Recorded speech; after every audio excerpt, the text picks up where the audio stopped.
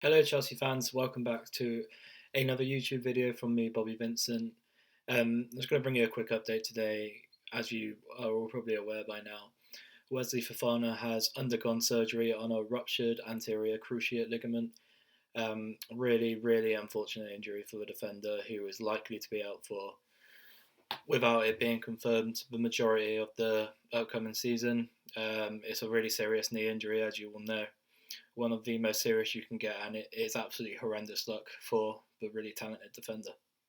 I had the news, initially broke to me about sort of 12:30 this afternoon, and obviously with these sort of things, you have to go through many sources before you put it out there because you need to be right, especially with an injury, because an injury of this sort of magnitude, you don't really want to be speculating about it. You want to make sure you're right on the money. And unfortunately, after trying to get in touch with the right people, after a couple of hours or something like that, it was confirmed that he indeed had ruptured his anterior cruciate ligament, his ACL. And then Chelsea, about half hour later or so, they put out a statement confirming the news, which is horrendous news and not one you wish on any player, particularly someone who struggled with injuries as much as Fofana has at such a young age. I mean, at 22 years old, he's already broken his leg playing for Leicester. Multiple knee injuries last season for Chelsea that kept him out for just under 4 months, I think, in total of his debut season at Stamford Bridge. And then to top it off, you've got one of the worst injuries you can get playing football, and one that can really affect your career in a negative way. I mean, if you look at Liverpool with Virgil van Dijk, he had a similar injury back a few years ago, and a lot of people think he's never been the same since. But hopefully, in Fofana's case, that won't be it. Really talented defender, and someone who I thought sort of went under the radar when he did play last season, because he came in for big money, so there was obviously big expectations on him. But at such a young age, I think he showed real maturity and composure at the back, and even when Chelsea were playing some of their worst football we've seen in years. The plan was for the club to have Mauricio Pochettino to have four sort of centre backs to choose from. So like two as right-sided defenders, two as left-sided defenders. Right-sided would have been Wesley Fofana and Thiago Silva. Excuse me. And on the left side, Benoit Badiashile, who of course is returning from a serious injury, and is targeting a return towards the start of next season, but he hasn't gone on tour with his teammates as he's steps up his recovery back at Cobham, and of course Levi Colwill, who has been the subject of plenty of transfer interest.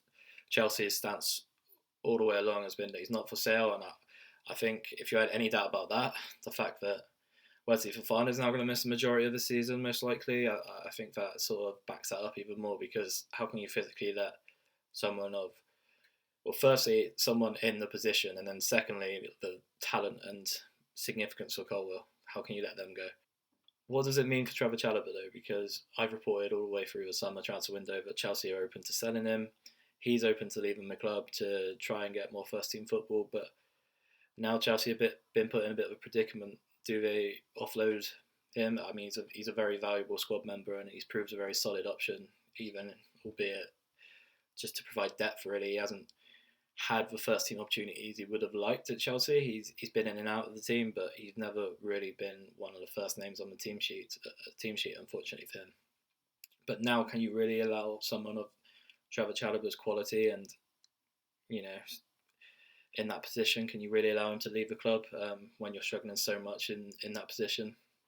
Personally, I don't think so. So it'll be really interesting to see what happens with him in the next few days, next few weeks, however long it takes. But yeah, Wesley Fofana's situation is bound to change Chelsea's transfer plans in this transfer market. A couple of very reliable journalists have been reporting that Chelsea will sort of look through the market now for potential right-sided centre-backs because of Fofana's injury and the extent of it. So we're bound to hear plenty more about centre-backs. Personally, I haven't been told anything in terms of adding another centre-back just yet, because that was never really the plan this window. Chelsea were pretty well stocked when it came to centre-backs, but of course, an injury like this, a horrible injury, a career-defining injury, is, just the worst possible news. And I wish Wesley Fofana all the best in his recovery. Anyway, guys, I thought I'd just bring you a quick update on that, just to try and bring you a bit more detail on the situation. As in terms of timescale and how long he'll be out for, we don't really know yet, and it's probably not wise to speculate because it can fluctuate depending on the severity of it. But I'm sure we'll hear more from, when we hear from Mauricio Pochettino next. The club will probably put out more stuff about it. So yeah, until then we don't really know, but hopefully it's not as long as some people are saying. But the chances are it's going to be a lot of a season for Wesley Fofana, and it's absolutely torrid luck. And yeah, like I said, I wish him all the best. But that's going to be all from me today, guys. I just thought I'd bring you a quick update, and until next time, goodbye.